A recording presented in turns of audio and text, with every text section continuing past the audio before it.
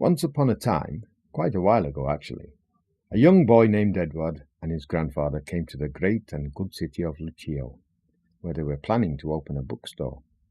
As they stepped onto the streets of the city for the first time, they couldn't contain their amazement at the beauty and glittering tidiness of the streets. The houses were all painted in bright colours and decorated with gold, silver and precious stones, and the cleaners kept working without ever taking a break. They watched hundreds of peculiar beasts being led through the streets, but there was never any pushing, fighting or swearing. To Edward and his grandfather this seemed almost bizarre, almost alarmingly over-civilized. Never in their lives had they witnessed anything like this in their village.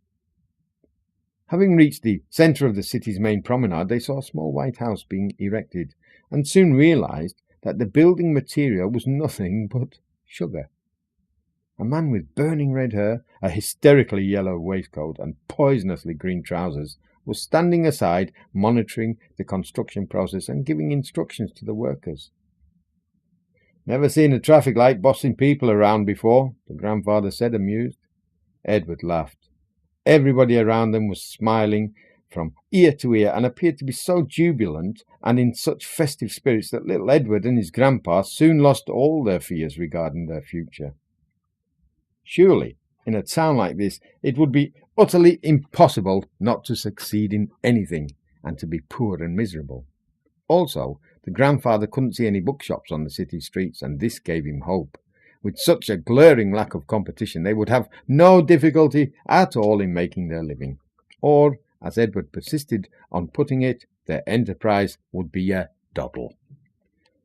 3 days had passed since Edward and his grandfather opened their store, and gradually they were beginning to lose faith. A few people stopped by, dug their noses into one book or another, sniffed at them, and found the smell somewhat peculiar, and although virtually none of them knew what they were looking for, all stated that the volumes offered in the shop weren't it. "Do you have anything on sales techniques?" one of them asked, and hiccuped. "I'm sorry, sir, sales techniques?" "Yeah, well, you know, how to make people buy stuff from you, Edward and his grandfather looked at each other and nodded, and when they had finished nodding, they had to admit that they most likely did not, and suggested that perhaps a gentleman would care for a book containing some other useful knowledge, or maybe a novel. "Nah, not gonna spend hours jamming up my brain cells with the history of phone boxes or learning the fish language or something, and if I want to hear some raunchy anecdotes, I'll go to the pub or something. Fiction is a bloody waste of time anyway. If some dupe has too much time on his hands, that's fine by me, but I've got a business to build up." Not wishing to squander any more words, the man in the old grey suit went off to fight his hiccups, and perhaps do some networking at the nearest pub.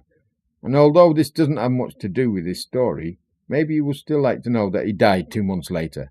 Needing some transportation means, but saving money for setting up a strip club and not wishing to waste too much on a bicycle, he opted for a unicycle, which logically was only half as expensive, and never having learned how to ride it, fell down from a bridge on the unicycle's maiden voyage. He was 67, and his dream of fully acquiring masterful selling techniques sadly remained unfulfilled for the rest of eternity. "Those people have never read a proper book in their lives," the grandfather exclaimed bitterly. "How on earth are we supposed to make them start now?" Exhausted from his own thoughts, he sank into an old squeaky chair.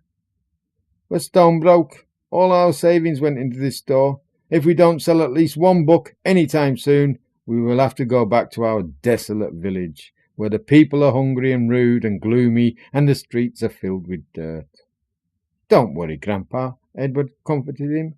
The old man was the only family member he had left, and he couldn't bear seeing his grandfather aggrieved. "Not all is lost yet. I've just had a brilliant idea. You see, it's a doddle, doddle, doddle, doddle." "Are you serious, my boy? You've got an idea?" "I'm seriously serious, Grandpa," the boy assured him gleefully. "Those people only like beautiful things, so let's give them something beautiful." As soon as he said that, young Edward hurried to his room. "But, Edward, isn't this the box your mother gave you to keep your sweets?" the grandfather asked, a little surprised when Edward returned holding the shiny item in his hands. "Well, "We won't be able to afford any sweets without its help anyway," the boy quietly replied, went to fetch a few tools, and then installed himself at the table while the old man kept marvelling at what the boy's plan may be. An hour later, Edward went over to his grandfather and said, "Look, Grandpa." The old man turned to his grandson and saw the book that was now in a glittering gilded cover, and the little stones embedded in it were shining in red, green, and blue. The book was standing on a beautiful metallic rack, which was polished so thoroughly that its shine almost made it look like a mirror. "Well, this may be just the ticket," the grandfather exclaimed, elated. "It's nothing short of brilliant." "You wait and see, Grandpa," young Edward said. "Before this day is over, we will have sold our first book. Go and get some rest. I will tell you when the book is sold."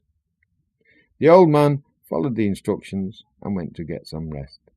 10 minutes passed. The world outside kept scurrying there and back to meet deadlines. Divorces were being filed, dogs were being fixed, customers were being conned, babies were being thrown out along with the bathwater. In a small suburban part of the city called Disappointment, a gang of underage girls stole a bridge to buy the husbands for their favourite dolls. A woman filed a lawsuit against a restaurant that failed to prevent her from running into their glass door. A banker fell asleep at his money transferring machine and mistakenly wired 7.777.777.77 coppers to an elderly couple of rabbit breeders, who mysteriously disappeared before a proper investigation could be conducted. A claustrophobic patient in an acupuncture clinic was forgotten about and left with a needle stuck in her body while the doctors were on their lunch break. A university professor read a pornographic magazine while his students were trying to make sense of the test he spontaneously decided to give them.